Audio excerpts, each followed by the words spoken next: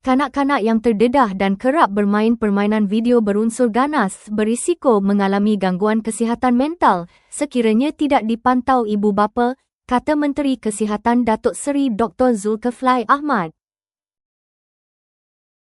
Beliau berkata cabaran dunia digital pada masa ini menyebabkan kanak-kanak terdedah kepada pelbagai pengaruh dalam talian, termasuk permainan yang boleh menjejaskan kestabilan emosi serta perkembangan mental.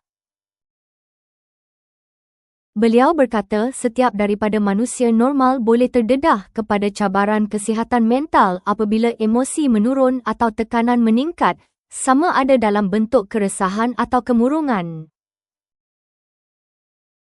Zulkifli berkata pihaknya telah melaksanakan pelbagai inisiatif bagi menangani isu berkenaan termasuk talian hotline 1555 serta program K-Mindset bagi memperkasakan pemimpin masyarakat untuk mendekati individu berisiko.